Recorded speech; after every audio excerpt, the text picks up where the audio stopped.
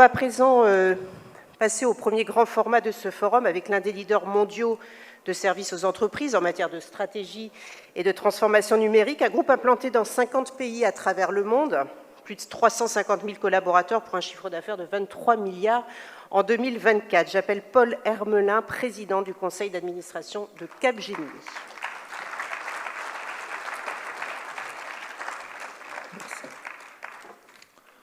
Bonjour, c'est évidemment un honneur et un plaisir de venir parler et d'essayer de remplacer aussi bien que je peux Aiman Ezzat, qui était le directeur général et qui était prévu ici. Donc, il se trouve que comme nous avions connaissance de ce forum important, nous étions répartis les rôles. Moi, je me suis préposé à la relation franco-indienne. Vous avez noté que dans le message du Premier ministre Modi, il y avait plusieurs références à ce forum franco-indien des entreprises qui s'est tenu ce matin et que je co-préside avec M. Hari Bhartia, côté indien. Donc, Aiman va être là. Aiman s'est fait opérer la semaine dernière. Il m'a appelé dimanche en me disant « Je ne me sens pas très bien, je ne vois pas très bien, et donc est-ce que tu peux me remplacer ?» Ce que je fais avec plaisir, évidemment. Je voudrais dire que donc Aiman est le directeur général que j'ai proposé au conseil d'administration. J'avais été directeur général pendant 18 ans, donc il était temps que je passe le relais. Et donc je me contente, entre guillemets, d'être président du conseil d'administration et, encore une fois, très indien, puisque je cumule la présidence du comité France-Inde du MEDEF International, cette coprésidence du forum et une mission que m'a donnée le ministre des Affaires étrangères d'être le représentant spécial. Un mot d'abord pour les conseillers du commerce extérieur que vous êtes, pour dire que j'ai appris à les connaître parce que Capgemini a fourni quelques-uns des conseillers. Donc il y a des conseillers que j'ai rencontrés à Hong Kong, Pierre-Yves Cross, si je me souviens bien. Je crois que la semaine dernière, la secrétaire d'État au numérique a rencontré Jean-Claude Violier, qui est conseiller du commerce extérieur à San Francisco, évidemment, les villes où nous opérons, et j'en ai rencontré plusieurs en Suède, à Stockholm, à Londres. Moi, je crois que cette fonction de conseiller du commerce extérieur que vous remplissez à titre bénévole est très importante et très précieuse. Je trouve très, très utile que des gens de l'économie réelle, vous savez, j'étais un haut fonctionnaire pendant 15 ans, je distingue bien ce qu'on fait dans l'économie publique et dans l'économie réelle, et donc je vois bien la différence, et je trouve pas mal, et même encourageant et très bénéfique que des gens du monde économique s'engagent à soutenir l'attractivité de la France, à essayer d'être un moteur stratégique et opérationnel pour renforcer les liens économiques dans les pays où vous êtes. Donc, quand on m'a proposé de remplacer au pied levé, de venir vous parler, de vous rendre hommage, j'ai saisi cette opportunité avec plaisir et me voici devant vous ce soir. Capgemini, donc on n'a pas vu la vidéo, vous la verrez ou vous ne la verrez pas. Donc il a été dit que nous sommes dans une dizaine de pays. L'Asie-Pacifique est une de nos zones d'expansion rapide. Nous sommes présents au Japon, à Singapour, en Australie, en Nouvelle-Zélande maintenant, en Malaisie, en Chine et bien entendu en Inde. Alors sur l'Inde, évidemment, c'est un pays de prédilection. Nous y comptons légèrement plus que 170 000 salariés, donc une petite présence que nous avons constituée. J'ai commencé à bâtir cette plateforme indienne en 2001 avec l'acquisition d'une petite société de 120 personnes, et depuis, par des acquisitions multiples, nous avons construit une plateforme qui représente la moitié du groupe en effectif. Ne soyez pas surpris, toute l'informatique mondiale est en Inde, c'est une plateforme de développement. Dans les 10 premiers mondiaux, vous trouvez 4 sociétés indiennes, dont l'une est dirigée par un de mes anciens lieutenants, donc Capgemini a essaimé et anime même Infosys, qui est dirigé par un ancien de Capgemini, donc c'était un bon hommage à notre pratique. Et donc, un grand comme Accenture, que je cite avec regret, a, comme nous, la moitié de ses effectifs en Inde. Donc c'est un standard. Et sur ces bases, moi, je viens en Inde extrêmement souvent. Quand j'étais CEO, je venais 5-6 fois par an. Et là, comme chairman, je viens 3 fois par an. J'ai proposé, Aiman avait proposé qu'on vous dise un mot de l'économie digitale. Parce que quand on on est ici en Asie-Pacifique, c'est une zone d'expansion très rapide dans laquelle le digital va jouer un rôle plus important. J'ai souligné que l'Inde est la plateforme mondiale de développement. Si vous vous promenez à Bangalore, vous y trouverez Microsoft, vous y verrez tous les grands Américains, tous les Européens et un nombre de start-up très considérable. Je crois que les gens sous-estiment la vitalité du secteur des start-up indiennes. Je crois qu'il y a aujourd'hui plus de 100 licornes. Donc nous prétendons être dynamiques, mais avec 100 licornes, les Indiens nous font nous donnent un petit salut et nous stimulent. Donc moi j'ai visité leur Startup Nation. Tout à l'heure quand je suis rentré, on parlait de pôle de French Tech et de French Tech dans les différents pays où vous opérez. L'Inde est vraiment un des points de la technologie et il faut s'en rendre compte. L'économie digitale, vous le savez, c'est l'économie d'aujourd'hui et l'économie de demain. Au fond, toute la productivité mondiale aujourd'hui est animée fondamentalement par le digital. Le digital, pas seulement dans sa fonction marketing, c'est une révolution du marketing parce que quelque part, on est passé de la publicité avec les gens qui avaient des intuitions. Si vous avez regardé la série Mad Men, qui était les hommes de Madison Avenue, ces espèces de génies, on en a eu en France, Marcel Bleustein-Blanchet, sur la publicité, on avait des talents, mais on est passé dans le marketing de l'intuition à des actions organisées sur la base de données et de boucles de rétroaction.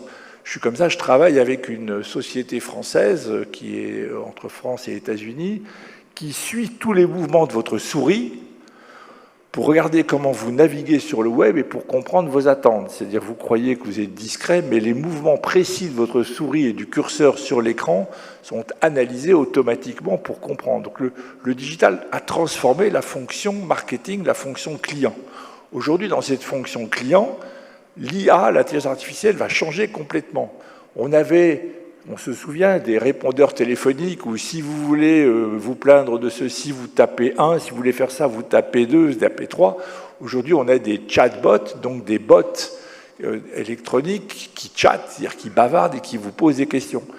Il y a une semaine, j'étais en Californie, j'ai vu un serveur animé par l'IA qui était destiné à parler à des personnes très âgées pour vérifier, par exemple, qu'elles avaient pris des médicaments. Et l'IA était tellement perfectionnée qu'elle pouvait percevoir si la personne très âgée répondait au téléphone et répondait de manière émotionnelle pour lui interroger « Quelle est votre émotion aujourd'hui ?» Et la personne pouvait répondre « On est aujourd'hui le 27 novembre, c'est le 27 novembre, c'est pas une journée comme les autres, ma fille est décédée un 27 novembre. » Et l'IA répondait dans la foulée « Ah bon, votre fille, elle s'appelait comment? Comment est-elle décédée ?» Donc on avait une IA complètement émotionnelle, organisée, diligentée pour créer de l'empathie avec le consommateur, si je peux utiliser ce terme-là, ou l'usager. Donc une IA qui va complètement révolutionner les customer service. Donc on le voit, premier facteur de productivité, d'approfondissement des relations. On est passé des web services, du e-commerce, à une économie intelligente de la relation client, et c'est une première révolution. Mais je pense qu'on ne prête pas assez attention à la révolution du digital marketing et du monde de la production. C'est-à-dire qu'aujourd'hui, entre une IA qui anime une chaîne d'assemblage et une chaîne d'assemblage qui n'a pas l'IA, on fait des gains de productivité compris entre 15 et 30%. Entre une chaîne d'assemblage automobile animée par des capteurs et avec de l'intelligence artificielle qui prend les leçons des incidents de production pour ne pas les répéter ou pour optimiser, on a des gains de productivité compta énormes. Tout ça s'anime avec des terminaux informatiques décentralisés, ce qu'on appelle le edge computing, et tout ça est évidemment organisé, fédéré par des clouds et des clouds locaux. Vous savez tout ça, mais je crois qu'il y a eu une discussion il y a quelques années avec la remise à la mode d'un concept qui était la stagnation séculaire, qu'on serait arrivé au bout des gains de productivité. La vérité, c'est qu'aujourd'hui, l'IA est probablement à l'origine d'un bond en avant de la productivité comparable à ce qu'a été la chimie avancée vers 1920, et ce qu'on a appelé la troisième révolution industrielle, la deuxième révolution industrielle. Donc je pense que nous sommes évidemment, on est des agents du digital, on est des agents de l'automatisation, Et donc on pense que c'est aujourd'hui de ce côté-là que se trouvent les plus gros ferments de la productivité aujourd'hui. Un petit mot, parce qu'on ne peut pas parler de l'IA sans dire un mot sur la crainte pour l'emploi. Et je pense que une partie de l'opinion, surtout en France, la France est le pays de l'OCDE qui est le seul qui pense que l'IA est plus négative que positive. C'est le seul pays de tous les membres de l'OCDE qui a une approche négative de l'intelligence artificielle. La vérité, c'est que l'IA peut enrichir nos métiers, les tâches répétitives, les tâches de contenu bébête. Aujourd'hui, ce que j'essaie d'expliquer à des professeurs, les professeurs pensent que l'IA sert à leurs élèves à tricher. Et je dis, non, d'abord, une intelligence artificielle, ChatGPT, une IA générative, la qualité de sa réponse dépend de la qualité de la question. Et donc, il faut que vous enseigniez à vos élèves à poser des bonnes questions. Je rêve d'un monde dans lequel les enseignants ne raconteraient pas leur savoir, mais vérifieraient la compréhension du savoir par les élèves. On va vers une révolution de l'éducation, et j'espère que le monde enseignant dans ces structures s'y prêtera. Donc je voulais vous dire ça pour dire que, quelque part, c'est de là que ça se passe, et je pense que, malheureusement, encore une fois, c'est la région Asie-Pacifique qui va nous damer le pion, parce que si vous regardez des endroits comme Singapour, on s'est aujourd'hui saisi de l'IA pour changer le système éducatif. Ce n'est pas les seuls, à Harvard aussi, ça commence à Polytechnique, mais la France ne sera pas en avance. Donc regardez, apprenez, sachez quand même que la France a des acteurs de qualité. Capgemini est finalement le seul très grand, vu la déconfiture de nos confrères malheureux d'Atos, le seul dans le top 10 aujourd'hui, mais il y a en France quelques acteurs dont je veux souligner la pertinence. Il y a des éditeurs de logiciels. Moi, j'ai une admiration folle pour Dassault Systèmes. Je pense que c'est un des grands de l'informatique professionnelle. J'ai beaucoup d'estime pour ce que font des gens comme Schneider Electric dans une informatique plus technique tournée autour de l'énergie. L'Europe a des atouts à jouer dans l'informatique professionnelle. Je dois dire qu'à ce jour, nous semblons avoir manqué le virage de l'informatique personnelle, de l'informatique des consommateurs, mais dans l'informatique industrielle, nous avons des acteurs de grande qualité. J'ai pris un petit drapeau tricolore, comme les vêtements de Sophie Sidos, évidemment, mais je voudrais signaler que, par exemple, les Allemands ont des acteurs comme Siemens, SAP, qui sont tout à fait importants. Donc, ne croyez pas que l'Europe a perdu la bataille de la digitalisation. Nous sommes en retard sur le digital customer. Nous sommes parmi les principaux acteurs mondiaux de l'informatique et du digital professionnel. Et je prends un exemple. Nous, ici, en Inde, nous avons construit un centre de pilotage mondial de notre consommation énergétique. Nous l'avons d'ailleurs fait avec Schneider Electric. Et nous avons à Bangalore une plateforme unique qui gère toutes les consommations électriques du groupe dans tous les pays du monde et qui cherche partout, nous avons des contrats d'approvisionnement d'énergie renouvelable, à substituer les énergies carbonées vers les énergies renouvelables. Ce centre mondial est visitable si vous allez à Bangalore, et nous avons une assez grande fierté d'avoir réduit notre consommation énergétique par l'allocation optimale des besoins de 30% et d'être aujourd'hui pratiquement à 80-90% d'énergie renouvelable. Donc vous voyez, et ça c'est fait. Comme nous avions fait le pilote, nous l'avions imaginé nous-mêmes, nous avons travaillé ça avec Schneider, et maintenant, Schneider et nous vendons cette solution mondialement. Donc je voudrais vraiment que vous ayez confiance. Dans le monde professionnel et du digital manufacturing, la France est là et se tient très très très bien. Je voudrais bien qu'on comprenne les raisons fondamentales pour lesquelles nous n'avons pas d'acteurs comme Meta, comme Google, qui sont plus dans le digital consumer. Et quelque part, j'ai un peu l'idée que d'avoir séparé un peu trop tôt les grandes écoles de commerce et les grandes écoles d'ingénieurs fait qu'il nous manque l'hybride entre les deux, les gens qui conjugueraient technique et commerce. Et donc, c'est d'ailleurs pour ça que Capgemini a créé, avec d'autres d'ailleurs, un centre tourné sur l'IA, qui est une JV entre HEC et Polytechnique. Donc on essaie de forcer l'hybridation de la culture économique et commerciale et de la culture technologique. Voilà quelques encouragements sur le digital. Je voudrais quand même vous dire quelques mots sur l'Inde. Sur l'Inde, parce que je pense que l'Inde est à la fois un pays fascinant, considérable, mais peut-être non pas rebutant, mais certains ont un petit peu peur. Donc le premier point que je voudrais dire, ce que j'ai fait quand je suis arrivé ici, moi je suis arrivé ici en février 2001, lorsque Capgemini avait acheté Ernst & Young Consulting. On a fini par l'oublier, puisqu'ils avaient pris l'engagement de se retirer du marché du conseil pendant 5 ans, et ils sont revenus sur leur nouvelle marque qui s'appelle EY. Bien, nous avions racheté et nous avions récupéré 120 personnes dans la banlieue de Mumbai. Mais je ne me suis pas arrêté, j'ai été voir à l'époque à Bangalore, j'ai été voir les plus grands de l'informatique, je me suis dit, il se passe quelque chose, et je pense qu'on a depuis tracé la route pour arriver à 170 000 personnes avec des acquisitions de sociétés indiennes. Très franchement, on n'a acheté que des sociétés qui étaient cotées au Nasdaq, on n'a jamais voulu s'intéresser à la bourse de Mumbai, que je ne recommande pas, notamment parce que le fait qu'il n'y a pas de squeeze-out, ça veut dire que vous restez empêtré dans les actionnaires minoritaires qui vous font chanter. Donc je ne recommande pas d'acquisition sur la bourse de Mumbai. Mais que ce soit Kanbe, que ce soit Highgate, et même avec Altran, qui avait une plateforme qui venait d'une acquisition antérieure qui était celle d'Aricent, nous avions récupéré quelques dizaines de milliers de personnes. Le reste est organique, et pour ça, il faut considérer l'Inde comme une part intégrale du groupe en respectant la culture. Ce n'est pas un hasard aujourd'hui si environ 25% des membres du comité exécutif de Capgemini sont indiens. Nous avons considéré que l'Inde était une nation majeure et une culture essentielle qui devait irriguer tout le groupe. Nous avons permis aux jeunes Indiens qui le souhaitaient de faire des carrières à l'international. On ne peut pas avoir les meilleurs Indiens et les confiner au seul territoire de l'Inde. Évidemment, ils veulent aller aux États-Unis. Ils rêvent tous d'être un jour, comme leurs glorieux aînés, le patron de Microsoft ou le patron de Google ou le patron d'IBM. Ça, c'est pas tout le monde.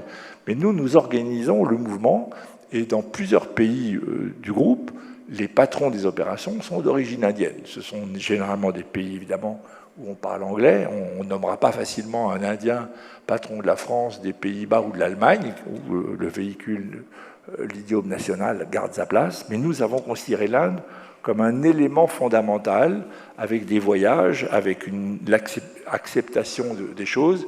Et si vous me suivez, je ne vous le souhaite pas, mais si vous me suivez sur LinkedIn, vous verrez que je célèbre les grandes fêtes indiennes, Diwali, je fête Holi, la fête des couleurs. J'ai appris à aimer le cinéma de Bollywood et à le célébrer. Les Indiens demandent une forte reconnaissance parce qu'ils ont une très très forte culture. Le deuxième point à avoir en tête, c'est qu'il faut considérer l'Inde non pas seulement comme du labor arbitrage, comme du travail bon marché, mais il faut les associer à l'innovation. C'est un merveilleux terrain pour créer une plateforme d'exploration et d'innovation. C'est-à-dire que, quelque part, ils sont l'usine... Enfin, de la manière que la Chine était l'usine du monde, ils veulent devenir le back-office des services du monde et des services à valeur ajoutée. Et c'est vrai qu'ils ont énormément de monde, et donc ils ont une capacité d'innovation. Nous, notre plus gros laboratoire de 5G, la nouvelle norme, et on prépare la 6G en Inde. Je vous ai parlé des startups, je vous dis qu'il y en a 100 000. Nous avons développé nous-mêmes un prototype de véhicules autonomes destinés plutôt aux enceintes fermées, donc beaucoup moins cher que le Waymo que j'ai utilisé à San Francisco il y a 10 jours, qui s'appelle Samriddhi. On développe toutes sortes de choses, et je voudrais quand même souligner une chose qu'on n'a pas en tête, c'est l'Inde se présente avec une certaine fierté. Pour ceux qui étaient avec nous ce matin, vous aurez noté la différence entre le discours avenant du ministre Goyal vis-à-vis de vous, qui était agréable à entendre.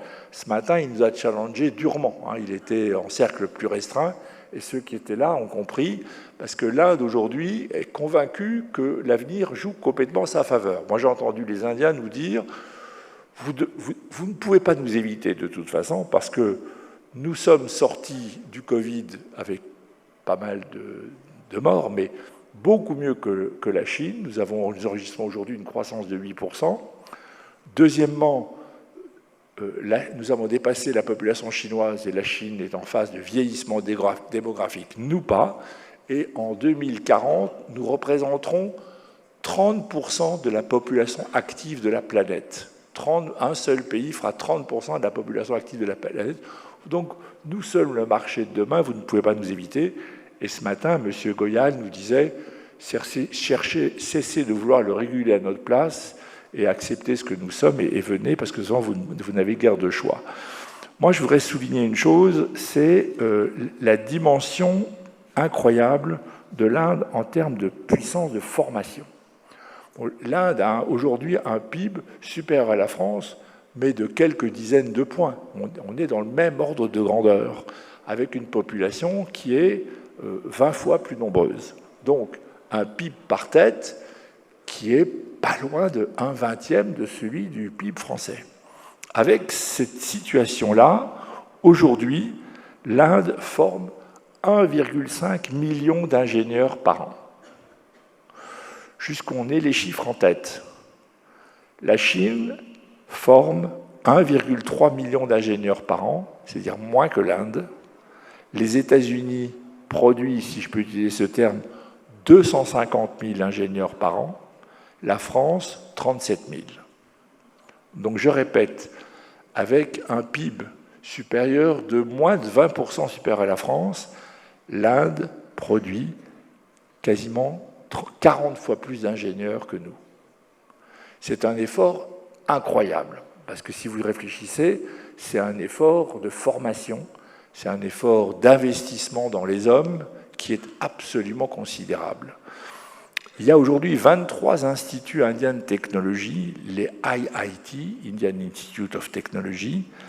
La sélectivité est 5 à 10 fois plus difficile pour entrer que pour rentrer au MIT, à Harvard ou à Polytechnique. 5 à 10 fois plus. Donc c'est exceptionnellement sélectif. Aujourd'hui, les gens qui sortent de ces IIT prestigieuses veulent d'ailleurs faire des start-up, faire de la R&D en technologie. Si on arrive à en capter 1 ou 2 par an, ils demandent un suivi de carrière exceptionnel parce qu'ils savent qu'ils ont des ressources hors du commun. Donc je voudrais vous souligner que l'Inde n'est pas un seul lieu de libre arbitrage, de production frugale et pas chère, c'est par nature un endroit d'innovation. Et ce que je dis est probablement vrai pour d'autres pays d'Asie qui travaillent aujourd'hui dans les mêmes conditions. Donc pour nous, Capgemini, qui sommes centrés sur les talents, c'est évidemment une clé. Mon conseil suivant sera de se dire, l'Inde est quand même un pays compliqué. Tout à l'heure, nous avons admiré le parcours de Vicat en Inde. Il y a eu des moments où nos amis de Vicat se sont un peu empêtrés dans des labyrinthes administratifs et politiques français. Ça arrive aussi. Et donc, je conseillerais, en tout cas, si vous arrivez de conseiller des entreprises qui veulent aborder le marché indien, qu'ils cherchent de l'aide. Pas forcément de sociétés indiennes, mais les sociétés françaises sont prêtes à le faire. Le conseil français que j'anime, le comité MEDEF, on essaiera de vous aider dans la mesure du possible. Et on a aujourd'hui des bons experts fiscaux, des bons experts juridiques pour essayer de vous aider. C'est un marché quand même assez exigeant. À ce sujet, je voudrais dire que c'est un marché considérable. On a une structure qui c'est pas forcément un État fédéral, parce que le pouvoir de Delhi est important, mais les États ont des prérogatives, et quand on a une stratégie indienne, il ne faut pas s'arrêter à Delhi ni à Bombay. Il faut choisir où on veut se présenter. Est-ce qu'on veut aller vers le Telangana? Est-ce qu'on veut aborder le Maharashtra, donc Bombay? Est-ce qu'on veut aller vers Bangalore?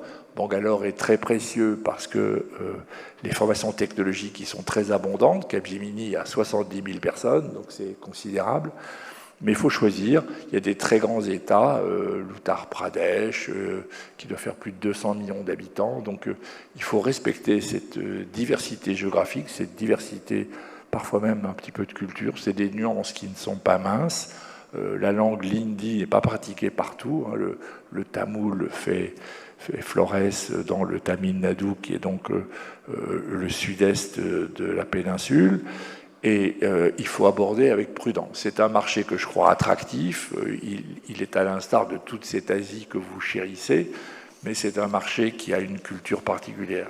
Je finirai un mot encore sur l'Inde pour dire que Moi, ce qui me fascine, et Capgemini est présent en Chine, est présent à Singapour, c'est une caractéristique intime de l'Inde qui me plaît particulièrement, c'est qu'on est un pays vraiment tourné vers l'avenir, qui regarde le futur avec optimisme, qui prévoit d'être en 2047, 100 ans après l'indépendance, la troisième économie du monde. Donc avec, je crois qu'on nous a présenté hier à la délégation un taux de croissance qui démarre à 8%, mais qui se prolonge longtemps autour de 5%, qui ne sont pas des chiffres hors d'atteinte.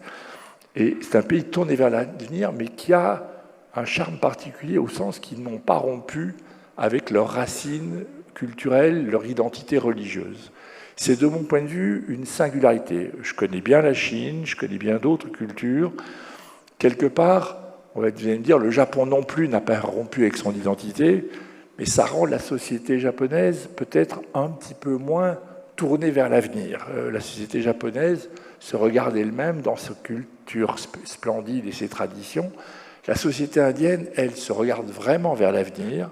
Les films de Bollywood lui expriment un optimisme incroyable, un romantisme un peu échevelé, mais avec une vision du monde qui est totalement centrée sur l'Inde. Tout ça combiné avec une spiritualité.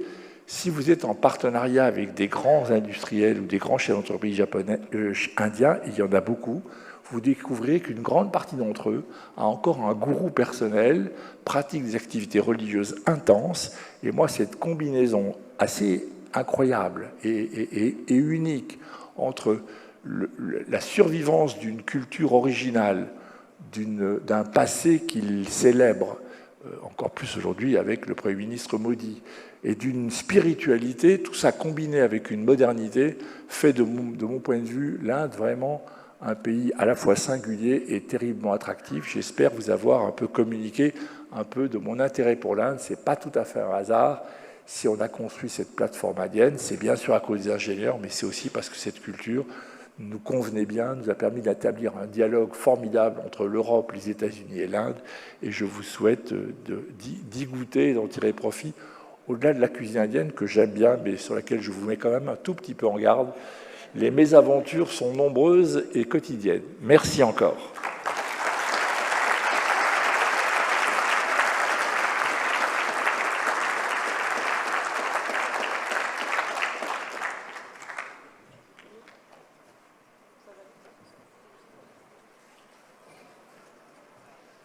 Merci beaucoup, Monsieur Hermelin, de nous avoir présenté l'Inde avec toute sa singularité, effectivement.